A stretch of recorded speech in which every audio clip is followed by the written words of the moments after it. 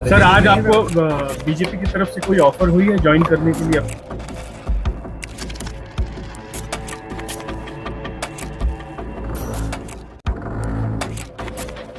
दोस्तों, आखिर छात्र आंदोलन और इंडिया गठबंधन के चौतरफा घेराव के बीच में बैकफुट पर आई सरकार ने अभिजीत दीपिके को धमकी देना क्यों शुरू कर दिया?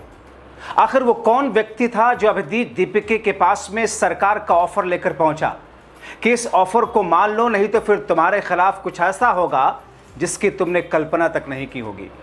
मगर भड़की हुई इंडिया गठबंधन राहुल गांधी और मल्लिकार्जुन खड़गे ने यह क्यों कहा कि एसी रूम से खींच कर लाएंगे और संसद मिलाकर के जवाब तलब करेंगे? और इन तमाम चीज के बीच में अभिजीत दीपिके खुल करके राहुल गांधी के साथ कैसे खड़े हो गए कि अब तो सिर्फ और सिर्फ शाह का इस्तीफा चाहिए, उसके बाद कोई बात होगी। स्वागत है आप सभी का। आप देख रहे हैं द राजनीति का विशेष सेगमेंट खबर और विश्लेषण। मैं हूं जब्बार खान। दोस्तों, देश की राजनीति और देश के हालात एक ऐसे स्टेज पर हैं जहां पर सरकार पूरे तौर पर नंगे ही सिर्फ नहीं हुई है, बल्कि सरकार की नीति, रणनीति, नीयत, सब कुछ, सारे कृत्य उसके जनता के सामने, छात्रों के सामने उजागर हो गए हैं। दोस्तों, आप कल्पना कर सकते हैं कि जिस तरीके से विपक्षी पार्टियों के नेताओं को जबरन डराकर, धमकाकर, तोड़कर अपने पक्ष मिलाकर के राज्यों में सरकार बनाने का और केंद्र सरकार में बने रहने का हथकंडा ये सरकार बीते 12 वर्षों से अपनाते आ रही थी, अब वही हथकंडा देश के छात्रों के खिलाफ, देश के युवाओं के खिलाफ और उन लोगों से जिनसे सरकार डर रही है, उनको उनके खिलाफ में यह हथकंडा अपनाने लगी। सबसे पहले आपको अभिजीत दीपिके का एक बयान सुनवाते हैं जो देश में मोदी और शाह की भारतीय जनता पार्टी की रणनीति को एक्सपोज कर रहे हैं।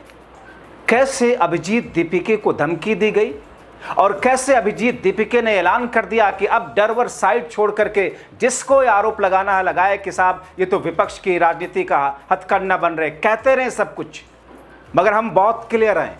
हम राहुल गांधी के साथ अब खड़े होकर के, विपक्षी नेताओं के साथ में खड़े होकर के धर्मेंद्र प्रधान की तरह शाह का इस्तीफा लेकर आएंगे।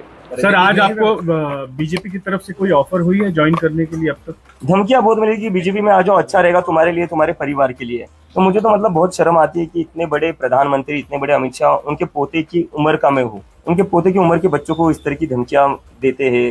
मतलब क्या फायदा तुम्हारे इतने बड़े प्रधानमंत्री या गृह मंत्री होने का, अगर तुम्हें बच्चों को इस तरह की धमकियां देनी पड़ती है।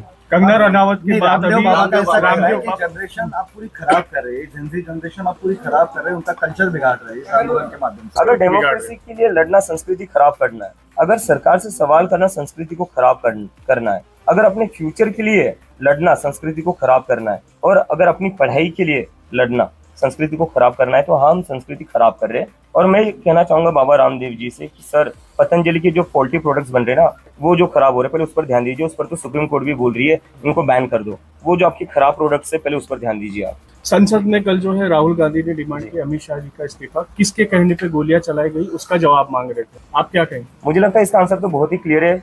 अमित शाह जी के कहने पर ही गोलियां चलेंगी। दिल्ली पुलिस जो रिपोर्ट करती है वो अमित शाह जी को ही करती है, और अगर अमित शाह जी को इसका पता नहीं होगा तो फिर तो होम मिनिस्टर का फेलियर है। लेकिन वही बीजेपी की ओर से बयान आ रहा है कि किसी भी तरीके की गोलियां चलाई नहीं गई। प्रोटेस्ट पैलेट गन्स चलाई गई है, लोग अंधे हुए हैं। पैलेट गन्स मैंने खुद देखी चलाते हुए, हॉस्पिटल में क्रिटिकल थे वो पेशेंट्स।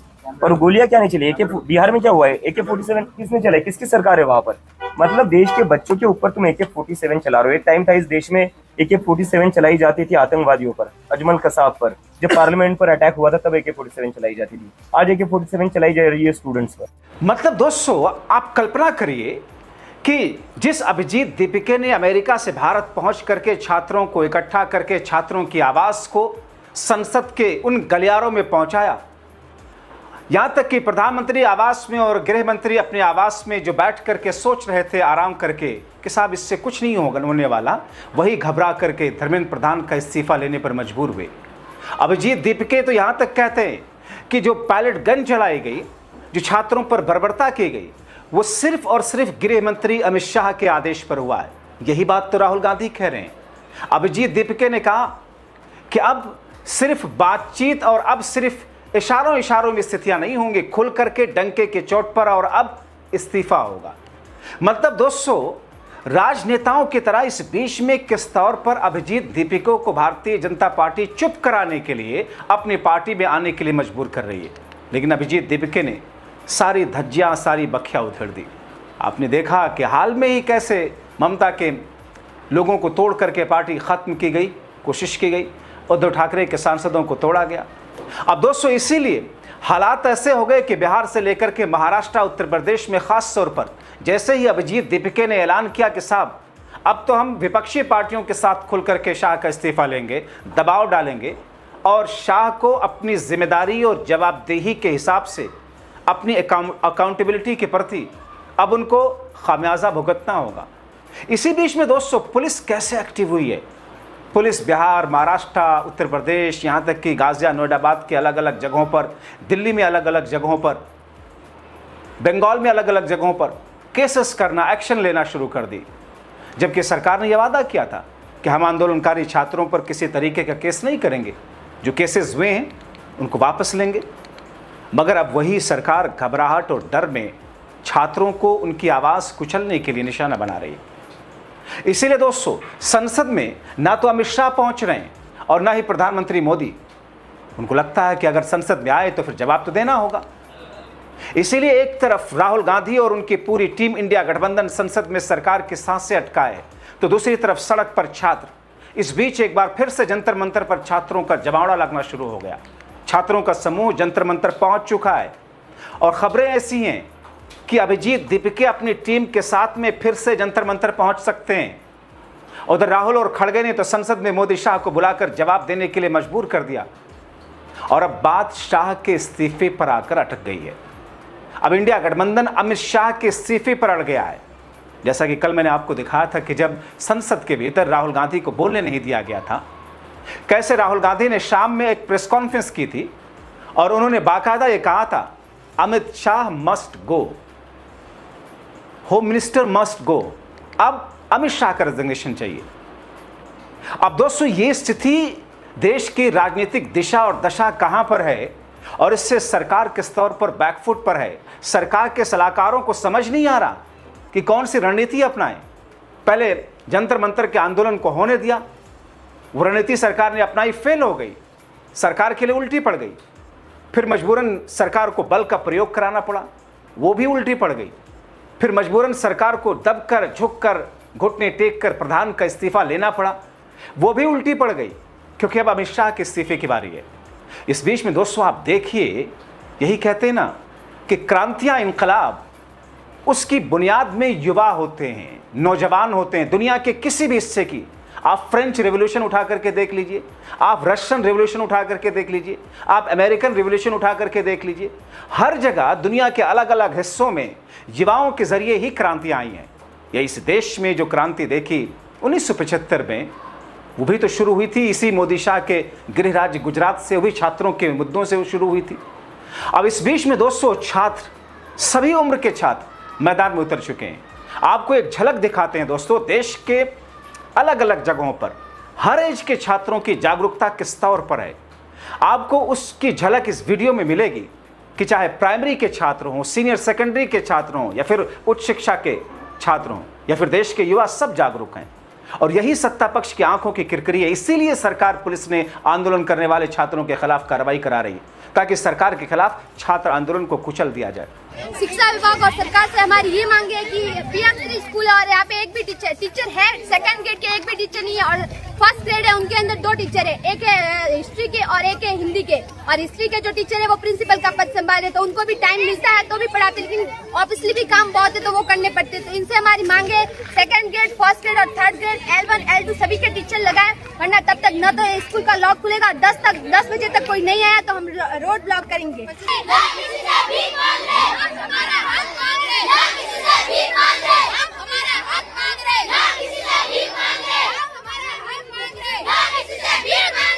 दोस्तों अब तो जेनजी ही नहीं बल्कि जेन अल्फा, यानी कि जेनजी एक अलग उस एज की कैटेगरी की, उससे छोटे एज की कैटेगरी वाले बच्चों को जेन अल्फा अपने हक के लिए मैदान में उतर चुके हैं। ये देखिए इस वीडियो को नारेबाजी करते हुए सड़कों पर किस तौर पर। और दोस्तों उधर जेनजी के बाद बिहार के जेन अल्फा ने किस तौर पर भयानक विरोध प्रदर्शन किया, जिलाधिकारी को स्कूल में आने पर मजबूर कर दिया। हालांकि जीएम ने सोचा कि साहब ये बच्चे हैं, इन्होंने मांग की, हम किसी अधिकारी को भेज देते हैं। जिला अधिकारी ने छोटे अधिकारी को भेजा। बच्चे बोले हम लोगों को डीएम से बात करनी है। अंत में डीएम को खुद स्कूल पहुंचना पड़ा। चंद सेकंड का ये वीडियो जरूर देखें। अब आप दोस्तों देखिए ना कि मोदी शाह की सरकार ने पेपर लीक बिल पारित करा करके ये दावा ठोका कि देखा हम छात्रों के साथ में, रील पर रील पे ले जा रहे हैं। प्रधानमंत्री नरेंद्र मोदी का आपने वो सेल्फी मोड में फ्रेंड्स करके छात्रों को उनसे कनेक्ट करने के लिए एक नया हथकंडा जरूर अपनाया, मगर सब उस पर कितने मीम्स बने आपने सोशल मीडिया पर देखा होगा। मगर दोस्तों जिस बिल को सरकार ने पारित कराया उसमें तो कोई ऐसा बिंदु ही नहीं रखा कि व्यवस्था ठीक हो जाए और पेपर लीक हो ही ना। उसमें क्या व्यवस्था है, मैंने आपको विस्तार से बताया था कि क्या क्या बदलाव हुए उसमें ये व्यवस्था कि साहब पेपर लीक हो गया तो उसके बाद की कार्रवाई क्या होगी। कहने के लिए तो कुछ भी कहते रहे कि साहब अब नहीं होगा। 2024 में भी तो कानून पारित हुआ था, उसी को तो संशोधित करके नया कानून बनाया गया। तब भी उस वक्त सरकार कह रही थी कि साहब अब नहीं होगा पेपर लीक। इसीलिए दोस्तों अभिजीत दीपिके की टीम के प्रवक्ता आशुतोष रांका ने पेपर लीक पर बिल पारित होने पर मोदी शाह को घेर करके यह आरोप लगाया कि साहब ये भ्रमित किया गया है। इस बिल में पेपर लीक ना हो इसकी व्यवस्था नहीं है, इसमें सिर्फ पेपर लीक होने के बाद कार्रवाई की बात की गई है। सुनिए आशुतोष रांका। आज जो अमेंडेड बिल पास हुआ है उसमें फिर से वही दिक्कत है जिस बारे में हम लगातार बात करते आ रहे हैं। आप पेपर लीक होने के बाद की सारी बातें कर रहे हैं, चाहे वो फास्ट ट्रैक कोर्ट्स हों, चाहे हार्शर पनिशमेंट हो, चाहे पेनल्टीज हों, लेकिन पेपर लीक रोकने के लिए आप क्या कर रहे हैं उस बारे में आपने आज भी कोई बात नहीं की। जब तक आप एनटीए रिफॉर्म्स की बात नहीं करेंगे, जब तक आप एसएससी को स्टैट्यूटरी बॉडी बनाने की बात नहीं करेंगे, जब तक आप एग्ज़ाम शेड्यूल में, कैलेंडर में, सिलेबस में ट्रांसपेरेंसी की बात नहीं करेंगे, जब तक आप कोचिंग सेंटर्स के बारे में बात नहीं करेंगे, जब तक आप वेंडर्स को किस तरह से हैंडल किया जाए, ब्लैकलिस्टेड वेंडर्स को सिस्टम में घुसने से कैसे रोका जाए, इस बारे में बात नहीं करेंगे, जब तक आप फिज़िकल और डिजिटल क्या कहते हैं ऑडिटिंग की बात नहीं करेंगे, जब तक आप हमारे पूरे एग्ज़ाम सिस्टम को एंड टू एंड चेक नहीं करेंगे, उस प्रोसेस को स्ट्रॉन्ग नहीं बनाएंगे, एग्ज़ाम इंफ्रास्ट्रक्चर को ठीक करने की बात नहीं करेंगे, तब तक पेपर लीक की समस्या नहीं हल होने वाली है। आप सिर्फ एक पार्ट एड्रेस कर रहे हैं कि पेपर लीक होने के बाद क्या हो। बात आपको इस पर भी करनी पड़ेगी कि पेपर लीक को रोका कैसे जाए। आप हमारा 5 पॉइंटर डिमांड चार्टर देखिए, आप स्टूडेंट से, एकेडमिशियन से, एक्सपर्ट से, डिजिटल, साइबर, सभी तरह के एक्सपर्ट से बात कीजिए। जल्दबाजी में फैसले मत लीजिए क्योंकि ये देश के बच्चों के भविष्य का सवाल है।